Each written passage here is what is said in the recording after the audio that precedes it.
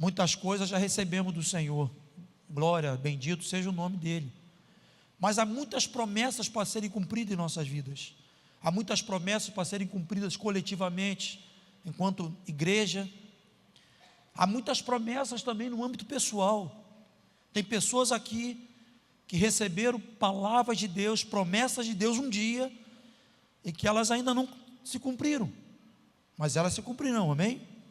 Elas se cumprirão, as promessas de Deus em todas as esferas, em todos os sentidos, se nós tivermos as motivações, as atitudes corretas, enquanto aguardamos essas promessas. E Tiago expõe aqui princípios extremamente importantes para aqueles que esperam em Deus o cumprimento de suas promessas. O verso 7, a parte A, diz assim: sede, pois, irmãos, pacientes até a vinda do Senhor.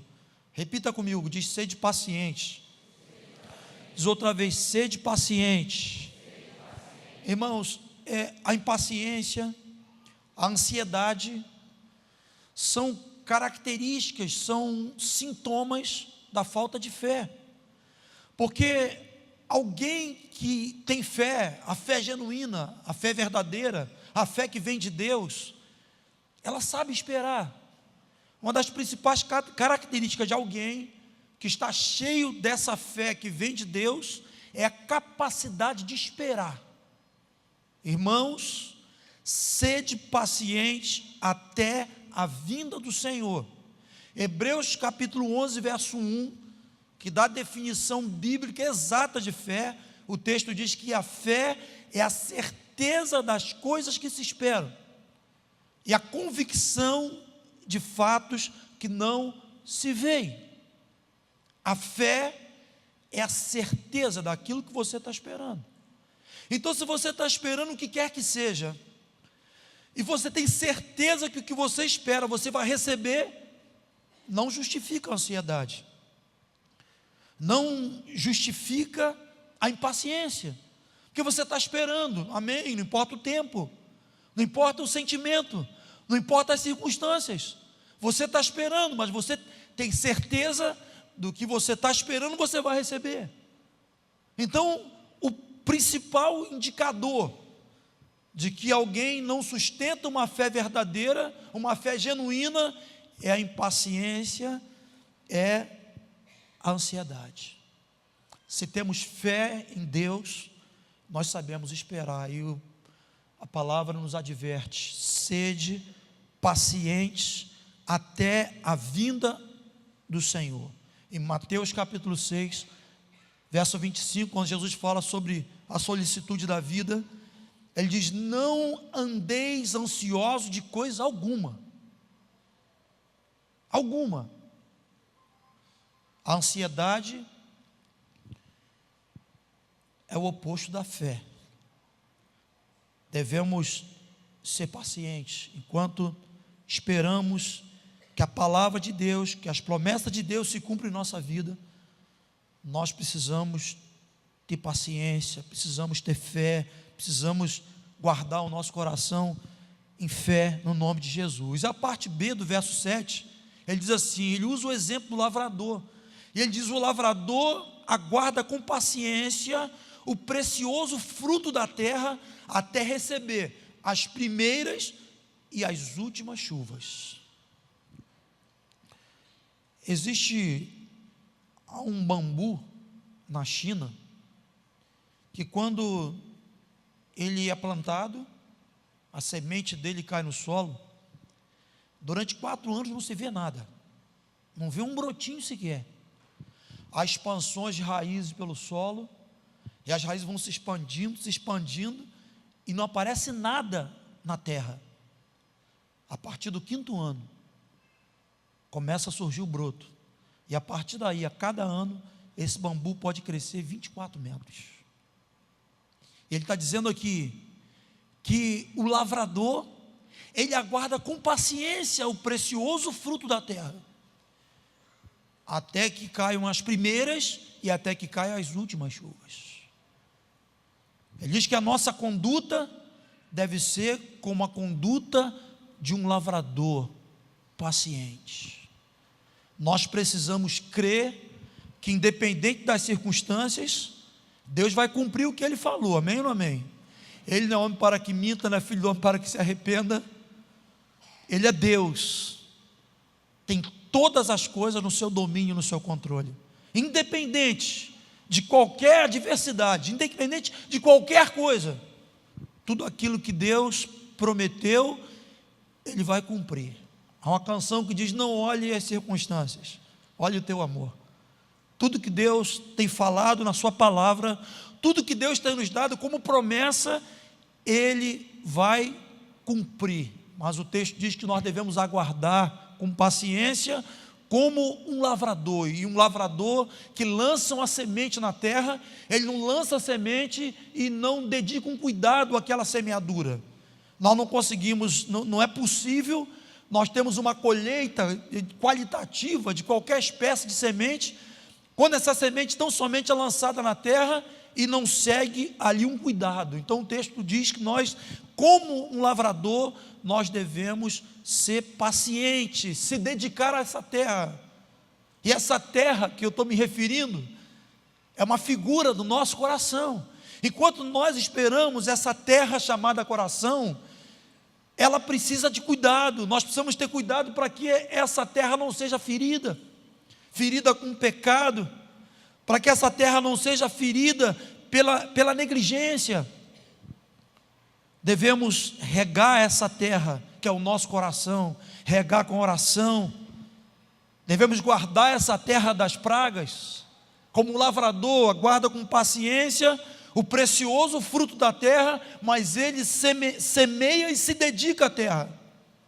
Então, enquanto aguardamos aquilo que Deus tem como promessa para a nossa vida, nós precisamos cuidar da terra, nós precisamos atentar para a terra do nosso coração, para que a semente da palavra, ela possa germinar, porque se não tivermos cuidado, nós podemos ser afetados de alguma forma pelas circunstâncias. Hoje eu estava lendo as Escrituras e refletindo um pouco sobre a crise que João vivenciou no cárcere. João Batista, né, aquele profeta que todos nós conhecemos, uma vida, um ministério profético tão exemplar, tão forte, tão significativo, mas a Bíblia diz que João estava preso, e os seus discípulos, quando foram visitá-lo, ele pediu aos discípulos para dar uma checada, para verem se o Jesus que estava atuando, que ele havia profetizado sobre o Cristo, preparou o caminho para ele. Ele mandou os discípulos perguntarem se o Cristo era aquele mesmo, ou se viria outro. O João preparou o caminho do Senhor. João batizou Jesus.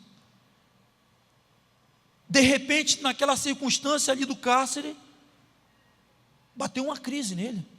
Ele falou para os discípulos: vá lá e vê se aquele é o Cristo mesmo, ou se virá outro Cristo. Irmãos, as circunstâncias provam o nosso coração.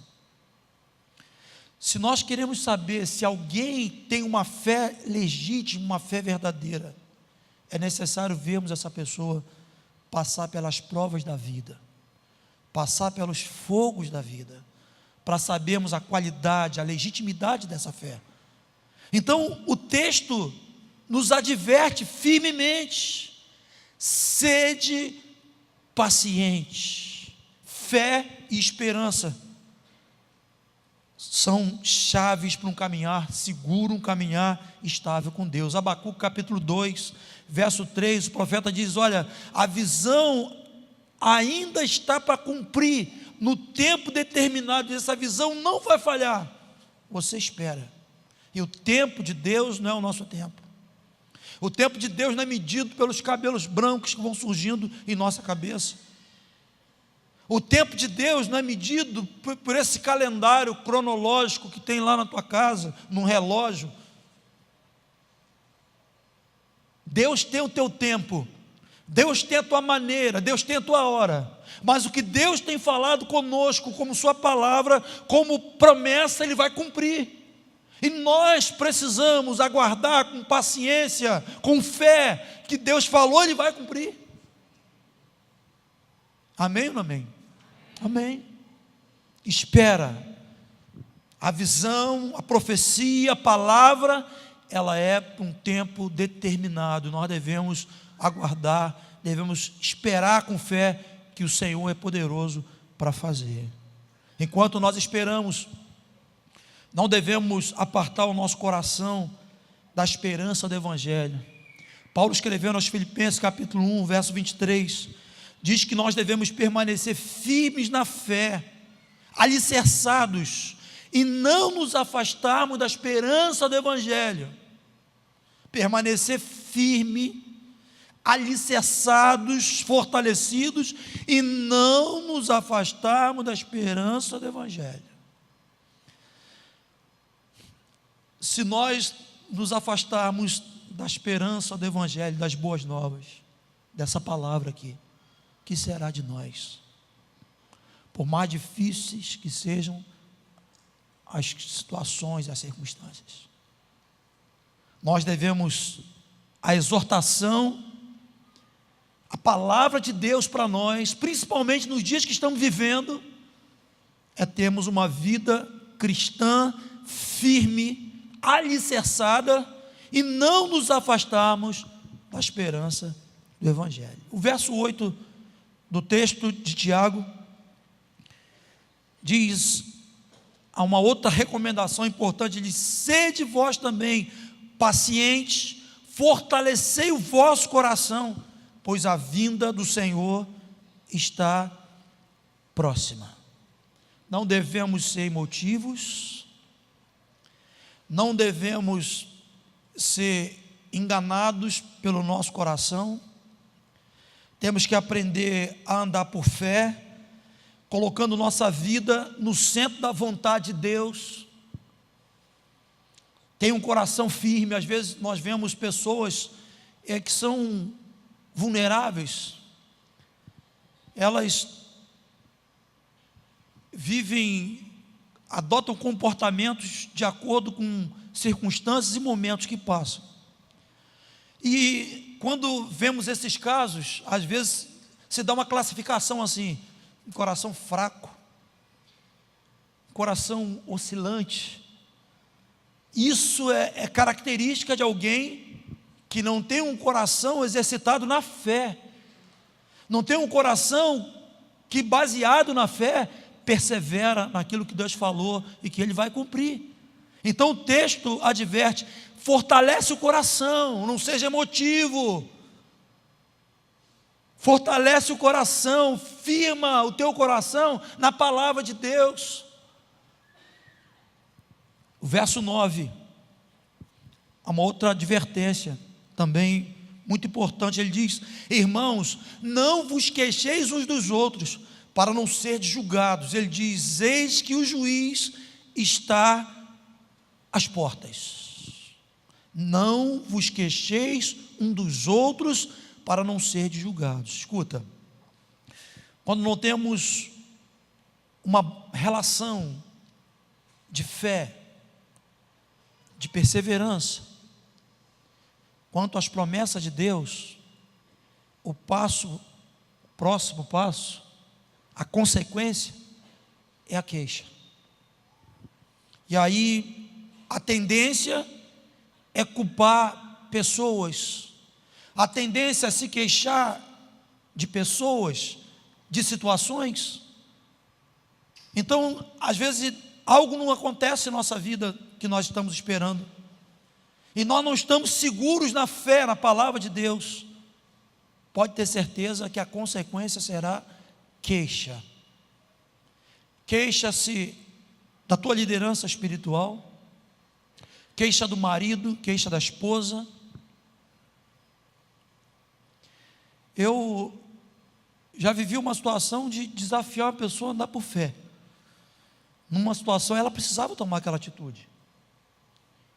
Enquanto ela deu o primeiro passo e começou a coisa realmente, como diz a chapa esquentar, eu perguntei para ela assim: você pode ficar tranquilo que Deus vai cumprir o que Ele falou, descansa. Esse fogo é um fogo passageiro. Depois de um tempo ela falou: Samuel, eu fiquei numa fase tão difícil que eu cheguei até a culpar você, cara. Ele falou: eu estou nessa situação por causa de Samuel, que Samuel me deu aquela. Se não me der essa palavra, eu não estava mais. Eu falei: superou, amém. Mas se você não espera em Deus, se você não tem no teu coração firme fé para esperar, perseverança, você vai se queixar. E quando nós nos queixamos, murmuramos, o texto está dizendo que nós seremos julgados. Não vos queixeis uns dos outros para não serdes julgados. Ele, juiz, está à porta. Temos que saber esperar em Deus, porque quando não esperamos em Deus, nos tornamos críticos. Quando nos tornamos críticos, nos tornamos candidatos ao juízo de Deus. O verso 10 e 11, ele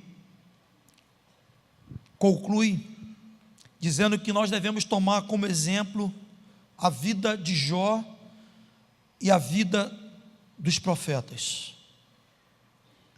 Irmãos, tomai por modelo no sofrimento e na paciência os profetas, os quais falaram em nome do Senhor. Eis que temos por felizes os que perseveraram firmes, tendes ouvido da paciência de Jó, e viste que fim o Senhor lhe deu, porque o Senhor é cheio de terna misericórdia, o Senhor é compassivo. Nós precisamos ter boas referências para que a gente possa se sustentar nesse tempo que nós esperamos. Quantos têm promessa de Deus aqui? Quantos aguardam aqui Deus? Quais são as referências que você tem para sustentar a tua fé? O texto está dizendo que nós devemos ter como exemplo, como referência, Jó. Jó é a referência universal da paciência, né? Normalmente as pessoas dizem: fulano tem uma paciência de Jó. Mas foi um processo para Jó chegar a esse patamar. Mas nós precisamos ter bons referenciais. Tem muitas promessas para se cumprir aqui. Muitas promessas. É possível que você seja um dos tais que entrou aqui nessa noite e já perdeu a esperança de que o que você espera há tanto tempo pode se cumprir na tua vida. Você de repente é um daquele ou daquela que está olhando realmente a circunstância, olhando a tua idade, olhando a tua condição, e é possível que você tenha se convencido equivocadamente que Deus não vai cumprir o que Ele tem falado a teu respeito. Mas Deus é fiel. Ele é fiel. Ele não tem problema com o tempo. Ele é fiel, Ele é poderoso para cumprir tudo aquilo que Ele tem nos falado. Eu ouvi uma pessoa, fiquei muito triste, fui muito firme em mudar esse parecer dela. Mas ouvi uns pais, pai e mãe, falarem para mim que não acreditavam mais na mudança do filho. Falei: se vocês não creem, querido, quem que vai crer? E eu fui firme com eles. Eles foram sinceros, porque verbalizaram o que estava no coração deles e puderam ser socorridos. Mas há pessoas que não verbalizam isso, fica feio, muito forte. Mas nos seus corações já não acreditam mais que a coisa pode mudar. Não tem mais aquela fé de esperar que Deus no seu tempo vai transformar aquela situação. Mas Deus é poderoso para fazer, amém? Ele é poderoso para transformar qualquer situação. Ele é poderoso para cumprir tudo aquilo que Ele tem nos prometido. Eu quero concluir esse assunto para a gente orar. E eu quero falar sobre 3 causas que nos levam a essa vida de inconstância, essa vida cristã oscilante, que não sabe esperar em Deus. Primeiro, é uma vida na carne. A Bíblia diz que o homem espiritual, ele discerne todas as coisas. O homem espiritual sabe dizer assim: olha, não é tempo. Há tempo para todo propósito debaixo do céu. O homem espiritual, ele sabe esperar e ele sabe confessar, declarar as suas promessas e alimentar louvor no seu coração. O homem espiritual, ele conhece o seu Deus. Ele discerne a palavra além do literal, além da letra. Mas o carnal é guiado pelos seus desejos. O carnal é imediatista. O carnal, ele quer atender suas necessidades imediatas, é escravo dos seus desejos. E a vida é cheia de altos e baixos, uma pessoa vulnerável, porque é exatamente nesse campo que o inimigo joga. Ele fez isso com Jesus. Ofereceu muita coisa para poder encher o ego, na expectativa de que ele deixasse a vontade de Deus e fizesse a vontade da carne. Então nós vemos pessoas que abriram mão, deixaram de crer, não esperam mais em Deus, porque são carnais, são guiadas pelo seu próprio coração, pelo seu desejo. Nós cantamos aqui uma canção falando sobre uma canção que expressa a necessidade da crucificação, da morte do ego, porque enquanto nós estamos cheios de nós mesmos, estamos vazios do Senhor. Quando estamos vazios do nosso desejo, das nossas vontades, o Espírito Santo começa a nos guiar. Então nós temos pessoas que são vítimas, são oscilantes, inconstantes, não esperam mais, porque são carnais. O carnal para ele é o agora. Importa é que eu me satisfaça.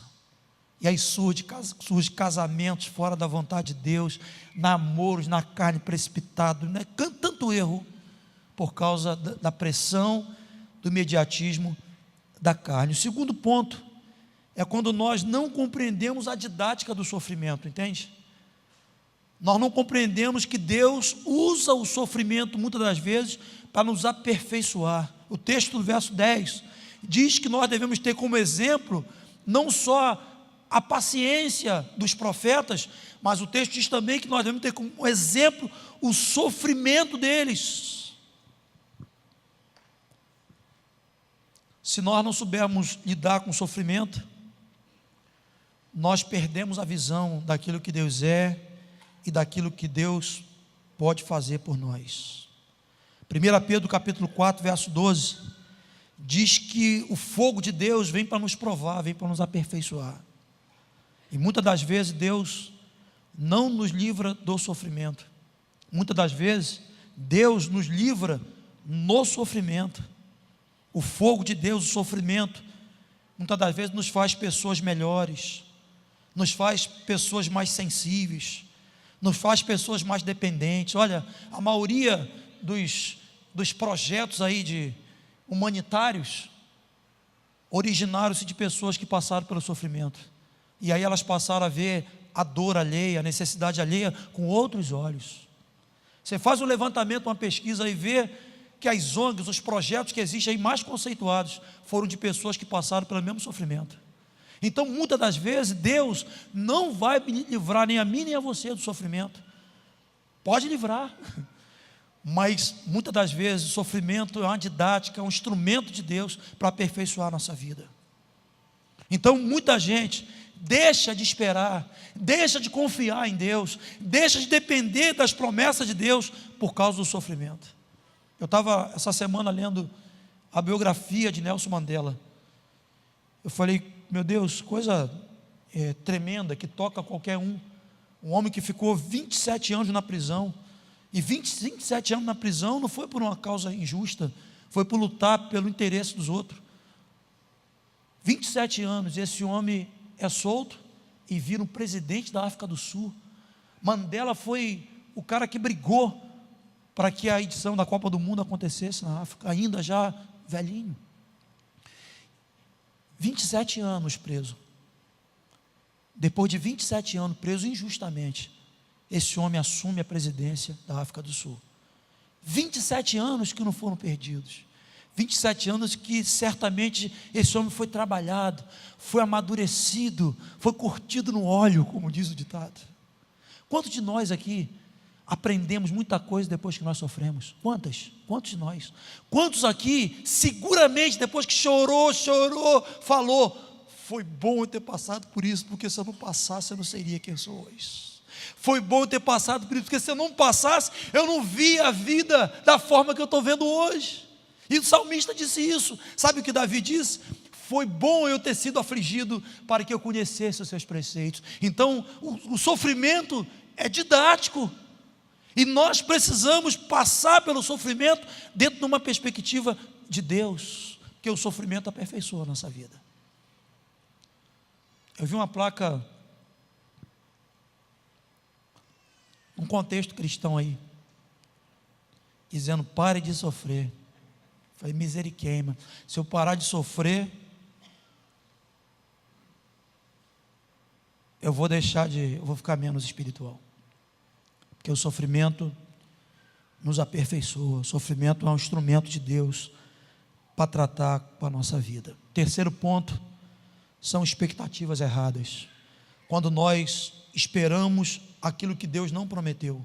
Então há pessoas que estão ali há anos esperando: meu Deus, que se cumpra na minha vida, estou esperando 15 anos, 20 anos, então ele está esperando o quê? Será que o que você está esperando, Deus falou contigo mesmo? Será que você está esperando é a palavra de Deus, é fruto da sua imaginação? Eu não sei se é verdade, mas alguém disse que, uma pessoa contou que numa oração lá com um profeta, o profeta falou: está vendo aquele varão? Deus vai te dar aquele varão. Ela falou: só tem um problema, aquele varão é casado.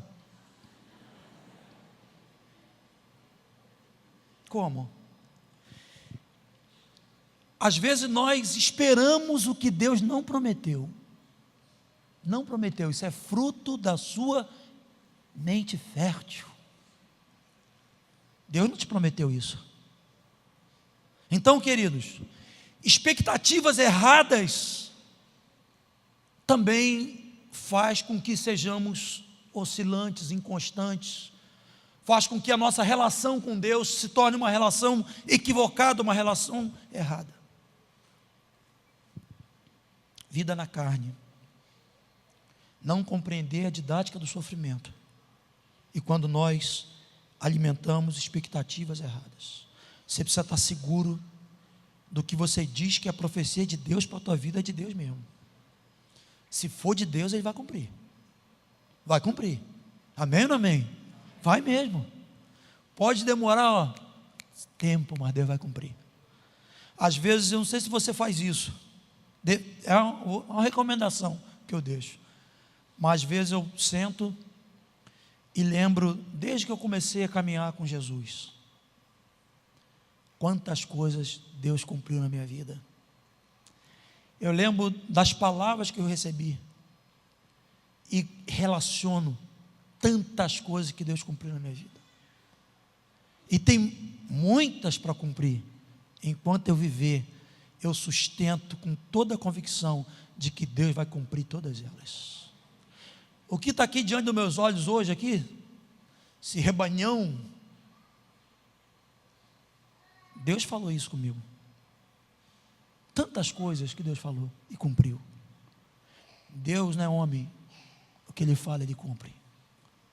Devemos ter o nosso coração sustentado em fé, esperança, crendo que Deus vai fazer o que Ele nos prometeu. Sede pacientes até a vinda do Senhor. Não sejam reféns das emoções, refém dos sentimentos. Deus cuida da tua vida, Deus cuida da minha vida. A Bíblia diz que Deus contabiliza os fios do teu cabelo. A Bíblia diz que Deus cuida de pardal, Deus cuida de flor, e o texto diz: quanto mais de você. Eu não sei como você entrou aqui nessa noite, mas há uma tendência nos dias atuais, a tendência à desistência, há essa tendência forte nos dias atuais do desânimo, atitudes precipitadas baseadas na carne, conceitos equivocados da soberania de Deus. Mas nessa noite, em nome de Jesus, que você possa fortalecer o teu coração. Fortalece o teu coração. Creia que Deus cuida de você. Creia que tudo que Deus tem dado como promessa, Ele vai cumprir. E importante ressaltar essa recomendação de Tiago: não vos queixeis uns dos outros. Queixa é murmuração. A queixa, ela é uma atitude anti-louvor. Não vos queixeis uns dos outros. Vamos colocar de pé no nome de Jesus. Feche os teus olhos.